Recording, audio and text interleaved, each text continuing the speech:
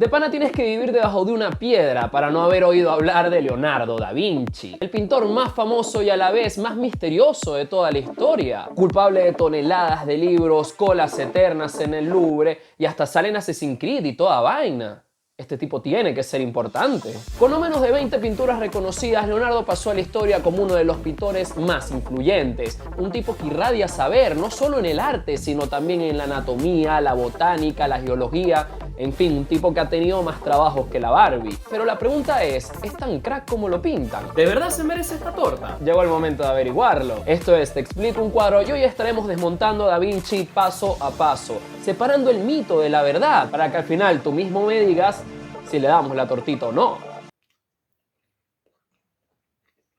Para entender y valorar a Da Vinci, primero tenemos que irnos una etapa de mucha bonanza en la historia de Italia, como fue el Renacimiento. Una época donde se le abrió el paso a las ciencias, la humanidad y el progreso. Y en las artes, esto vaya que se sintió. Ya se estaba dejando atrás el bizantino, tan estático, tan rígido que era, y gracias a artistas flamencos como Van Eyck o los italianos Giotto y Masaccio, altas influencias de Leonardo, por cierto, la perspectiva, la expresión y la naturaleza estaban empezando a entrar en la pintura, cambiando los fondos dorados y las figuras paradas por dimensiones y naturaleza. Las cosas por fin estaban progresando y muy rápidamente. Y si bien el Renacimiento se fue dando simultáneamente en varias partes de Europa, había una ciudad que resaltaba sobre las demás: Florencia, que con los Médicis a cargo esa ciudad sí que echaba para adelante. Era el centro artístico de Europa y la cuna de Leonardo, porque muy cerca de ahí nace Leonardo el 15 de abril de 1452,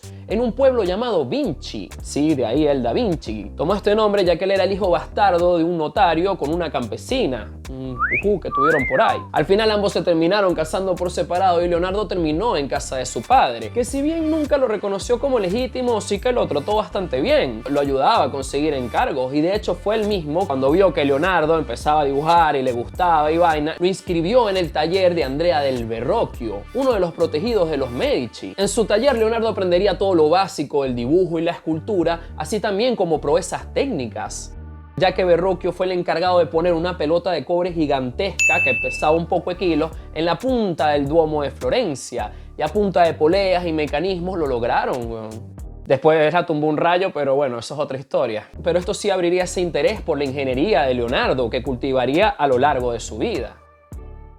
Pero lo más importante de su taller fue su contacto con el esfumato, esta técnica del difuminado, que ya existía, ok, no fue que él la inventó, pero sí que la perfeccionó con el óleo, que recién se había inventado, para lograr así transiciones mucho más sutiles y naturales. Vacila que lo hacía a veces con la yema de los dedos, y ahí tenemos las huellas dactilares de Da Vinci, que nos sirven para identificar posibles obras suyas. Y suena como una vaina de detectives, pero las cosas son así cuando hablamos de Leonardo. Es increíble lo poco que sabemos de él. Escribió muy poco acerca de su vida personal y los encargos que recibía. Esto, junto con que no firmaba sus obras y no les ponía fecha tampoco, hacen que estudiar a Leonardo sea muy impreciso. Y como si fuera poco, se la pasaba experimentando con los pigmentos y muchas de sus obras se han jodido por esto, han desaparecido también. Él tiene poquísimas pinturas, de hecho las va a ver todas en este video.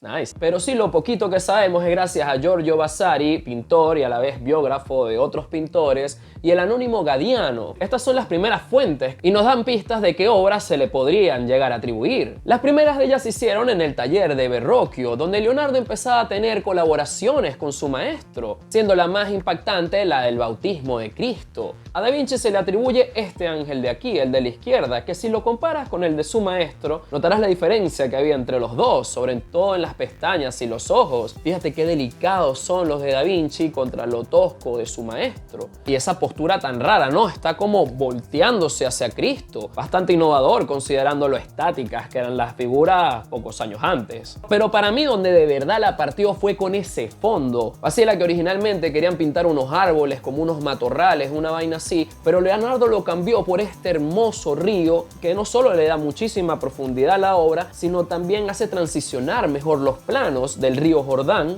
donde Cristo fue bautizado. Lean la Biblia, muchachos. Cuenta Vasari que Verrocchio, después de ver lo que había hecho Leonardo, se retiró de la pintura. Y aunque él era bastante novelero, le gustaba exagerar y vaina, las pocas pinturas de Verrocchio después de esta Sí que te ponen a pensar. De verdad que en el paisaje renacentista nadie le gana a Leonardo. La naturaleza sería su principal maestra y se nota que la entendía, porque en vez de pintar todo detallado como se hacía en la época, Leonardo juega con los fenómenos atmosféricos y la luz, creando así estos paisajes tan distantes y realistas, que la verdad que incluirían casi que todas sus obras, sobre todo las vírgenes. Fíjate que casi todas vienen con montañas y ríos de fondo, que además de cuestiones estéticas cumplen con un simbolismo religioso. Estos cuadros tan cuchis de la Virgen con el niño, de hecho cumplían una función dentro del hogar, ya que la iglesia los promovía para que los carajitos se identifiquen con el Cristo bebé y a ir metiéndoles todo el peo cristiano. Qué loco, ¿no? Pero por supuesto Leonardo no solo haría vainas religiosas, sino también sería muy famoso por sus retratos, sobre todo de la corte y la aristocracia. Y todo comenzó con este de aquí, su primer encargo no religioso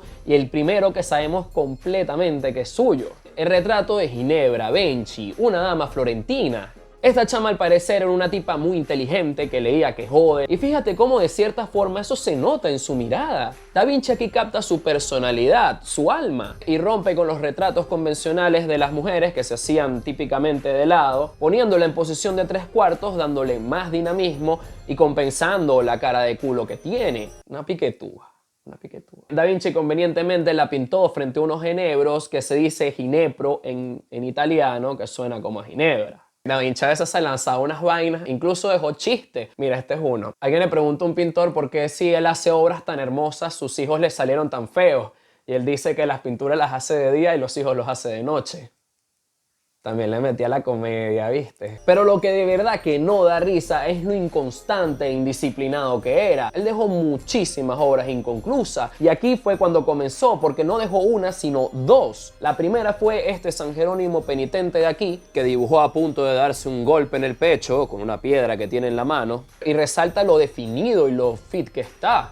Ya Leonardo le empieza a prestar atención a la anatomía que explorará más adelante. Y no lo terminó porque le salió una vaina más arrecha, que tampoco terminó, pero hubiera sido una maravilla si lo hubiera hecho. Es una oración de los reyes, pero por todo lo alto. Fíjate cuánta expresión, cuánto movimiento hay en esta pintura. De nuevo encontramos una composición triangular con la Virgen, San José y el niño recibiendo los regalos de los Reyes Magos, en lo que parece ser el destruido castillo de David, reunidos con muchísimos pastores, ángeles y hasta batallas en el fondo, que bien podrían ser los escoltas de los Reyes Magos o alusiones a futuras guerras cristianas. Fíjate que muchos se tapan la vista y apuntan hacia arriba con la mano. Eso es por la estrella de Belén que guió a los Reyes Magos hasta Jesús y a la vez ilumina la escena fuera del cuadro. Y este tipo de la esquina que ves así, todo malote, se cree que es un autorretrato del propio Leonardo. Cosa que podría ser, ya que no tenemos ni idea de cómo lucía él en esta época. Nos lo imaginamos así como un tipo medio andrógeno, ¿no? Como culto y vaina. Un fuckboy, pues. Y sí, para los chismosos, aquí a él lo demandaron por ser homosexual. Parece que eso era algo que se dejó penado en la época. Pero al final no hubo testigos y salió de ahí rapidito. Capaz fue un beso entre panas y ya, pues. Aunque yo lo veo más tipo Sheldon, la verdad. La verdad que sí. Pero volviendo a la pintura, esta adoración con toda su complejidad y a la velocidad que pintaba Leonardo no iba a estar lista jamás, ya que el contrato decía que si no la terminaba en 30 días, no le iban a pagar nada. Además, él tenía que correr con los gastos de la obra, toda la vaina. Entiendo que lo haya dejado, qué trabajo de mierda. Así que harto de la iglesia y de los Medici, que por cierto no lo incluyeron para pintar en la Capilla Sixtina, pobrecito, Leonardo se cansa de Florencia y pone el ojo en Milán, una ciudad mucho más grande, con más oportunidades y, por supuesto, gobernantes con platica. Los Sforza, que se habían montado recientemente en el poder y eran como unos nuevos ricos. Querían dejar su huella en la ciudad con obras de arte, remodelaciones, vainas finas. Cosa que no iba a ser nada fácil, ya que siempre estaban en guerra. Y por ahí fue donde Leonardo se les metió, porque él agarró y le escribió una super carta vendiéndose como ingeniero militar.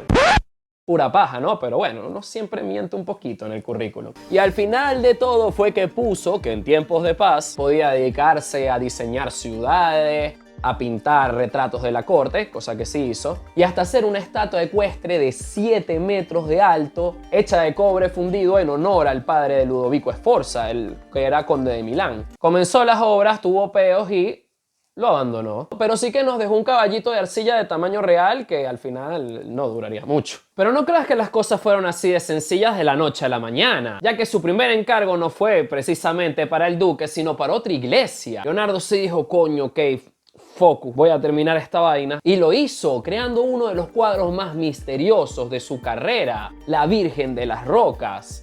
En ella vemos un relato de los evangelios apócrifos, porque según en su ida a Egipto, María y Jesús se encontraron en el desierto con Isabel y San Juan Bautista de niño, que es el que vemos en las piernas de María, un personaje muy importante para la comunidad franciscana que ordenó este cuadro. Por eso todo apunta hacia él. Pero hay varias cosas que no encajan, ¿verdad? La primera de ellas es que, aunque no lo parezca, esta no es Isabel, sino un ángel, Uriel, que tradicionalmente acompaña al San Juan Bautista. Y qué raro que esté apuntando, ¿verdad? Es como raro. Y tampoco están en ningún desierto, sino más bien como una especie de gruta, una cueva. Este lugar no solo transmite aislamiento, al igual que el desierto, sino que también es muchísimo más estético para una virgen. Y además cumple otra vez funciones simbólicas, ya que en el Cantar de los Cantares, otro libro de la Biblia, se habla de la virgen como la paloma que vive entre las rocas o la piedra no hendida por la mano del hombre. En fin, hay muchísimas referencias entre la Virgen y las rocas, además de muy precisa, ya que todas las plantas que ves en esta pintura se encuentran en los paisajes milaneses, que son mucho más montañosos que Florencia.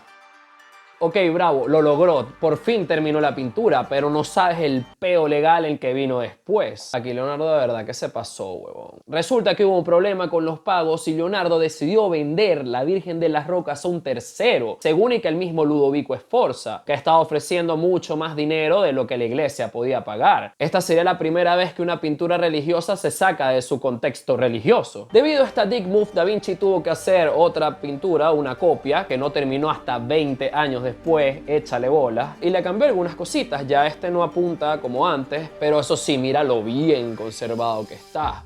Qué brutales esas montañas, parecen que sí glaciales.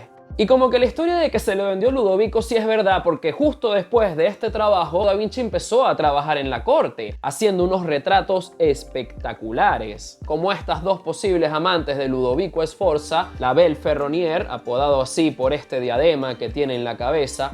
Eso se llama Ferronnier, entero. Y por supuesto la famosa Dama del Armiño, donde Cecilia Galerani, la retratada, sostiene cariñosamente un armiño que está en la misma posición que ella. Mira qué mano tan hermosa, ¿no? Y la patita también. Lo del armiño bien podría simbolizar la pulcritud de esta dama, o lo más probable otro juego de palabras, ya que al parecer armiño en griego suena algo así como galé, galerani. Lo volvió a hacer, hermano. Por fin Leonardo consiguió lo que todo millennial desea: estabilidad económica. Aquí el huevón pudo hacer lo que le dio la gana y hasta contrató un asistente y todo, Salai, que significa pequeño demonio en italiano. Se nota que se querían mucho. Y lo acompañaría hasta el día de su muerte. 25 años juntos, nah huevoná. Duraron más que mis padres. Pero lo mejor de todo es que por fin Leonardo podía dedicarse a lo que de verdad le gustaba, es decir, a todo. Porque aquí Leonardo se volvió loco y empezó a estudiar todo lo que podía estudiar. Anatomía, armas, arquitectura, botánica, música y hasta máquinas para aprender a volar. Espero que no las haya probado. Ya nos toca hablar del Leonardo científico. Porque aunque sí es verdad que nos dejó pocas pinturas, sí que nos dejó miles y miles de notas, páginas de sus estudios recopilados en los llamados códices. Son como 7 libros de hasta 1200 páginas, échale bolas. Todo escrito de forma especular, es decir, al revés, pero no para encriptar, sino porque era zurdo y aprendió de esa manera. Se puede leer a duras penas si reflejas la imagen. Una de las razones de estos estudios desaforados también pudo haber sido por una cuestión de respeto, ya que mucha gente de la época, sobre todo los literatos de la corte de Ludovico, veían a Da Vinci todavía y a los pintores como alguien de segunda, como meros artesanos y tal. Él decidió dotar a la pintura de bases científicas para así elevar su condición de pintor, aplicando sus conocimientos de anatomía, de óptica y sobre todo de matemática y geometría, estudios muy respetados en ese entonces, cabe destacar. Y por supuesto no lo hizo solo, ya que con él estaba su pana Luca Pacioli, un matemático brutal que le encargaría la ilustración de su libro llamada Divina Proporción, que aparte de tener unas figuras geométricas brutales, nos habla sobre el número áureo. Eso es un super beta. Pues resulta que es un numerito 1.6 y piquito, aquí lo voy a poner, que encontramos comúnmente en muchos fenómenos naturales, como las galaxias, ciertos culos e incluso nosotros mismos. Porque de aquí data el famoso hombre de Vitruvio. Esta fue una corrección que Leonardo hizo a un modelo anterior de un tal Vitruvio, que era un arquitecto, que decía que haciendo centro en el ombligo, un ser humano debería ocupar un círculo, extendiendo los bracitos, y un cuadrado a la vez. ¿Qué coño tiene el huevo parado? Pero si te fijas bien, este tipo tiene las manos y los pies como largos, están como desproporcionados. Da Vinci se dio cuenta de esto y a punta de no sé cuántas mediciones, primero corrige la postura del cuadrado y lo superpuso, poniendo el círculo y el cuadrado en la misma base. Ya se ve mucho mejor, ¿verdad? Pues ahora viene lo bueno. Si tú divides su estatura por lo que hay del ombligo a sus pies, te da el famoso número áureo. Lo mismo pasa con estas medidas y con esta y con esta. Siempre da el mismo número. ¿Será que Dios existe? Pero hay que estar muy claros de una vaina. Aunque a Da Vinci te lo vendan como que el tipo era un genio y tal, en realidad él también cometía errores como cualquier ser humano. Este acorazado así con esas palancas jamás se hubiera podido mover. El helicóptero era demasiado pesado para volar. Incluso sus estudios de anatomía, que si bien los huesos y los músculos les quedaron del carajo, a la hora de ir más adentro y representar las tripas y tal, como en sus disecciones, eso sí es verdad, el tipo llegó a disecar varios cadáveres, seguro por problemas técnicos recurrió a la anatomía animal, como este corazón de buey o este útero que es de una vaca. Qué bolas, ¿no? Como que es cierto que el que mucha abarca poco aprieta. Pero bueno, Leonardo también fue el pionero en muchas cosas. También hay que admitirle ciertos errores. Sin embargo, sus estudios del cerebro sí que son bien distintos a lo que esperaba. Según la creencia de la época, en el cerebro teníamos estos 3 compartimientos de aquí, desde donde se manejaba toda la lógica. El primero era la impresión, donde te llegan los estímulos, algo así como los sentidos. El segundo es muy importante para Da Vinci, ya que ahí se encuentra el alma y también el sentido común que compartimos todos los seres humanos. Leonardo llegó a ubicar este compartimiento con la divina proporción y toda vaina. Y finalmente el tercero es la memoria, obviamente un poco más adentro, donde se guardan los recuerdos y tal. Ojalá fuera tan sencillo, ¿verdad? Pero bueno, de vuelta a la pintura. Porque Leonardo, aparte de estudiar como un loco, también recibiría uno de los encargos más importantes de toda su carrera. Me refiero a la Última Cena, que pintó en un refectorio, el comedor de los monjes en Santa María de la Grazia, ahí en Milán. Pero Leonardo, en vez de hacer una cena chic con los apóstoles y tal, decidió representar justo el momento en que Jesús revela que uno de ellos lo traicionará. Esto por supuesto desata un coñazo de emociones, cada una tan única como también personal de cada apóstol. Gritos, murmullos y hasta desmayos. Es muy realista y expresivo. Qué lástima que esté tan escoñetada la pobre pintura, porque resulta que al muro le entró humedad y bueno, se fue cayendo y vaina. Lo han reintentado recuperar. Esta pintura tiene como 27.000 restauraciones. Pero no hay manera, mano, no hay manera. Pero algo bien curioso es que Leonardo agrupó a los apóstoles en grupitos de 3, con Jesús, como siempre en composición triangular, en el centro de la obra, llevándose el protagonismo, ¿no? Pero también él pintó arriba como unos semicírculos, unos lunetos, con los nombres de los Sforza y tal, que al final iban a ser enterrados allí. Y estos lunetos arropan a todos los personajes menos a Judas, el traidor, que puedes ver escondiendo la bolsa de dinero que le dieron por Jesús.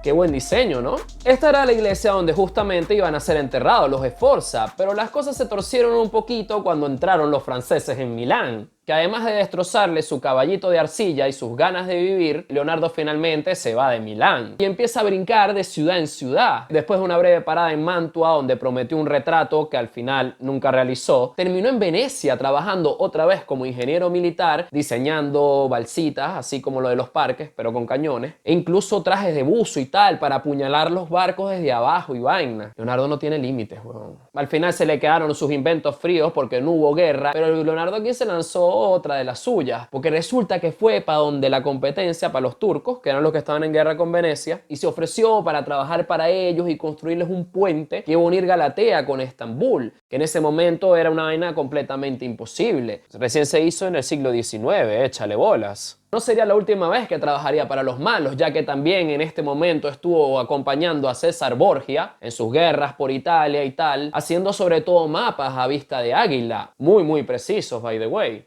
Los Borgia son como los Targaryen de Italia, ¿no? Una vaina así. Pero al final, quizá por motivos pacifistas, Leonardo renuncia y se devuelve a Florencia, donde todo comenzó. Pero ya las cosas no serían como antes. Ya había nuevas estrellas por ahí por Florencia. Ahora el chivo que más meaba era Miguel Ángel Buonarroti, este súper artista del Renacimiento, autor de esculturas brutales como la Piedad y el David, que había hecho hace poco y Florencia estaba súper hype. Da Vinci y Miguel Ángel siempre tuvieron sus rocecitos. El anónimo dice que se gritaron en la calle y todo. Y aunque si bien Leonardo nunca escribió sobre él, sí que sus estudios anatómicos se volvieron mucho más papeados, más musculosos. Así que no me vengas a decir que no hubo influencia, si hasta eran compañeros de trabajo y todo. Porque llegó el momento y los agarraron, los pusieron 1 versus 1 en el Palacio Vecchio, donde tendrían que decorar las paredes opuestas de un salón gigantesco, 7 por 17 metros, échale bola, con temas de victorias militares florentinas. A Leonardo le tocó la batalla de Anghiari, un cuadro que simplemente desapareció. Porque actualmente en esa pared sí que hay una batalla, pero pintada por Vasari, el mismo de las biografías, inspirado en el boceto de Da Vinci, ya que al parecer Leonardo la volvió a cagar con los pigmentos y la pared se empezó a chorrear. Otros dicen que hubo remodelaciones y la pintura se cayó, otros dicen que ni siquiera se hizo. De hecho, el morbo por Leonardo es tan arrecho que llegaron a perforar la pintura de Vasari, cosa que a mí me parece horrible que hayan hecho esa vaina, para ver si veían pintura detrás. Al parecer encontraron el mismo negro que se usó en la Mona Lisa. Lo que sí sabemos es que, como siempre, Leonardo abandonó la partida, abandonó el chat y al parecer dejó el cartón de la pintura completa donde otros artistas como Rubens hicieron copias y tal. La verdad que fue un empate porque Miguel Ángel tampoco terminó el suyo, se fue a Roma a diseñar la tumba del Papa. Está excusado, ¿no? Ahí fue cuando hizo el Moisés y vaina. Coño, de eso hablamos un poquito más de Miguel Ángel. Bueno, y ya que la estoy nombrando, habrá que hablar de ella, ¿no? La sonrisa más famosa de la historia. Y el cuadro de Leonardo. Cuenta la historia que Francesco del Giocondo, de ahí Gioconda, un comerciante de cera, ordenó un retrato de su esposa Lisa, de ahí Mona Lisa, para celebrar que le había dado 2 hijos y que no se había muerto. Algo muy celebrable en esa época, que había tanta mortalidad. Es increíble que Leonardo haya aceptado este retrato, pero lo hizo encantado. Se inspiró en los retratos florentinos de la época, que ahora se hacían así como de ladito, pero la trajo mucho más al frente, aumentando la expresividad de la obra. Y con ese fondo mano atrás que tiene hasta un fucking desierto, la verdad que está espectacular. Recuerda como a las vírgenes, ¿verdad? Esto junto a la postura de la Mona Lisa con las manos cruzadas en su regazo te da a entender que aunque era mamá, era una muchacha decente. Fíjate qué iluminación tan arrecha y qué transiciones. Se nota que esos estudios de óptica estaban dando resultados. Un retrato donde el esfumato se consolida y la verdad que la ilusión de la sonrisa es una de las primeras del arte. No sé si para 4 horas de cola, pero yo sí haría la cola, yo sí hago esa cola. Y aunque ahora la puedes ver bajo un vidrio antibalas y con miles de visitantes diarios, hubo una época donde esta pintura no era tan famosa ni tan protegida, ya que la Mona Lisa fue robada en 1911 y desapareció por 2 años, tiempo en que las propagandas y el marketing hicieron lo suyo. Si le echaron la culpa a Picasso y toda vaina. Al final resulta que él era inocente, se la había robado un italiano radical, que la pintura que es de Italia, que tenía que estar en Italia, y al final lo capturaron porque se lo dio a un tipo que comerciaba con antigüedades. ¿Cuál era su plan? ¿Qué crees que iba a pasar? Al final Da Vinci, como siempre, dejó a Francesco esperando su cuadro, porque lo terminó 7 años después, cuando ya ni siquiera vivía en Florencia. Como si fuera un ciclo, Da Vinci volvió a hacer varias visitas a Milán y a la vez se puso en contacto con los franceses, que aunque habían destruido su caballito, eran sus fan número 1. Para el mismísimo rey de Francia, Da Vinci pintó Santa Ana, la Virgen y el Niño. Un hermoso retrato familiar que parece estar como superpuesto, ¿no? Como si estuviera en movimiento. Quizá por la poca diferencia de edad entre Santa Ana, la mamá de la Virgen, que sonríe con pesar mientras su hija intenta apartar inútilmente a Jesús de ese cordero que simboliza la pasión. O Leda y el Cisne, que si bien no encontramos el cuadro original, sí que salieron muchísimas copias de este tema en su taller. Se nota que tenía Sala y al otro ahí, Este también pudo haber sido el caso de la pintura más cara hasta ahora, y puede que el fraude más grande también, ya que aquí se cree que Da Vinci pintó el Salvator Mundi, vendida en el 2017 por 450 millones de dólares, a un príncipe de Arabia Saudita, que son los que tienen esa cantidad de real. Este cuadro es súper controversial, no se llega a un acuerdo de si es de Da Vinci o no. Por un lado tenemos un par de bocetos de su propia mano, así como muchas copias que salieron de su taller. Incluso hay una que dice literalmente Da Vinci lo pintó. Bastante convincente, ¿verdad? Pero por otro lado hay muchísimas cosas que no encajan. Una es que no está en las primeras fuentes, ni en Anónimo ni Vasari lo mencionan en ningún momento. Otra es que no encajan con su forma de hacer retratos. Si te fijas en su boceto y en todas las obras de Da Vinci siempre las figuras están un poco ladeadas. Este sería el primer retrato frontal de Da Vinci.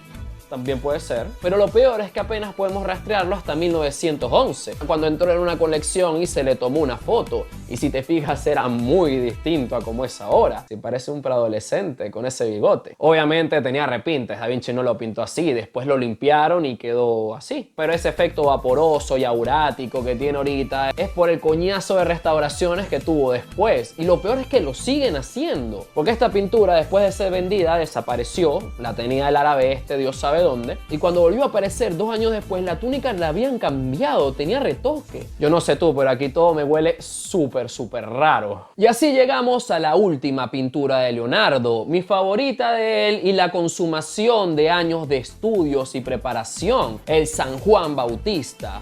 Aquí el esfumato llega a niveles astronómicos. Fíjate cómo emerge de la oscuridad. Y qué dinamismo, ¿no? Cabizbajo, inclinado, apuntando hacia arriba. Retratándose como el testigo, el receptor de la luz de Dios, tal como lo dice en el Evangelio de San Juan. Juan. De su taller salieron más versiones de este cuadro, como una de Salai, que actualmente se le conoce como Baco. Resulta que un pintor, no se sabe quién fue, le cambió la cruz por un bastón y le puso una hiedra en la cabeza. Y quedó como Baco. Es que no hay respeto. Se cree que este cuadro de San Juan Bautista de Leonardo pudo haberse hecho en Roma, donde vivió 3 años después de Milán, patrocinado por el Papa, que por cierto era un Medici. Pero lo más arrecho es que al final de su vida, ya teniendo 60 y pico de años, decidió cruzar los Alpes a caballo con sus cuadros y su vaina para irse a Amboise, un pueblo en Francia, a un castillo súper hermoso que le ofrecieron los franceses, donde ya pasaría los últimos años de su vida.